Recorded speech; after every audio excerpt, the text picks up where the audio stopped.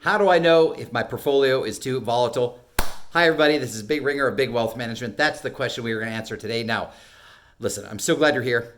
I'm going to share with you some wonderful ideas. Keep in mind that I go all around the country, and a lot of folks want to know if volatility can be a good thing, especially when it comes to a portfolio. Now, is volatility a good thing? I will tell you, yes, it is, and here's the reason why. Because volatility on the upside is called growth. Now, if you've ever noticed that whenever the market's going down and clients really start getting spooked about volatility, but volatility on the upside, they call it growth. So you never want to wish away volatility.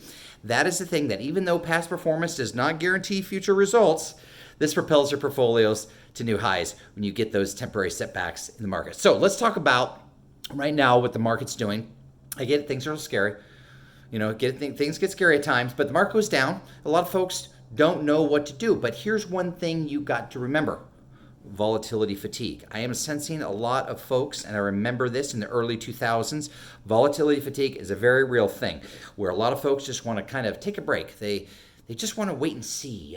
I've heard so many times, and a lot of times, especially what's happening now. Let's take a look at what we've just gone through.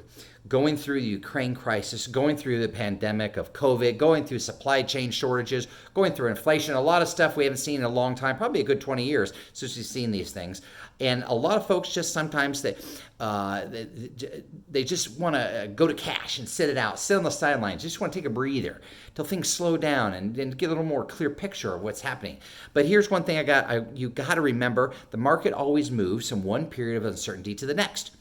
Nobody's going to go on the corner and ring a bell and say, now that everything's clear, now's a good time to get back in the market. So nobody does that. What happens is when the news is still bad, what happens is the market turns around when the news is still bad and the market starts going up. And the reason why that is, and nobody knows what the market's going to do. Nobody knows. But if you're sitting on the sidelines in cash trying to touch the market, you may miss the turnaround. Staying invested is key to catching a rebound in the market with large, well-established companies. So we need to be thinking during these uncertain times. It's called rationality under uncertainty. We don't know how it's going to turn out all right. We just know that it does. It's historically turned out all right. It sounds very similar to the principle we talked about called faith in the future. So practicing that rationality under uncertainty, eventually due to these current problems, there will be a solution. And there's rational thinking. Again, keep in mind that a lot of folks have a tendency to look backwards. They discount. They call it discounting of miracles, and they think that all the good things that have happened are never going to happen moving forward. So no new innovations, no new solutions are going to happen moving forward. People always seem to be looking back without being practical and thinking. And remember, you got to think rationally. Rationally is key, and having rationality under uncertainty is going to allow you to make the prudent decision when it comes to your investment. So volatility fatigue or exhaustion of the markets and its volatility is not an investment policy statement. You cannot make investment thesis out of just being tired or what the market's doing. You need to have a plan. And I've been a financial advisor for over 25 years, done a lot of financial plans, worked with over 100 families, and folks that have financial plans stay the course more often than families than do not have a plan. So over the past several decades, they've really made an impact on people's memory when it comes to volatility fatigue and how they react to bad events in the future. So let's talk about some of these things. Remember the stock market crash of October of 87. S&P was around 250, according to Standard & Poor's and Yahoo Finance. And right now, you know what the S&P is at, a lot higher. Then we have September 11th. We have the 08-09 Lehman Brothers bankruptcy and the credit crunch, the Great Recession, and then we have the pandemic of COVID.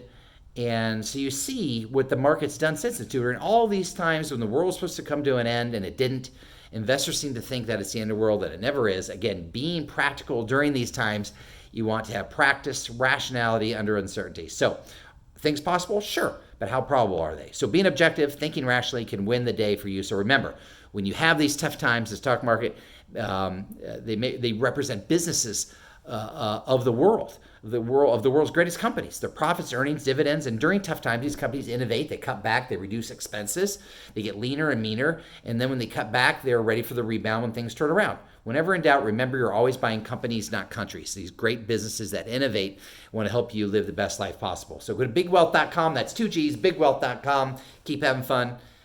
And remember, the opinions voiced in this material is for informational purposes only and are not intended to provide specific advice or recommendations for any individual. Investing involves risk. No strategy assures success or protects against loss.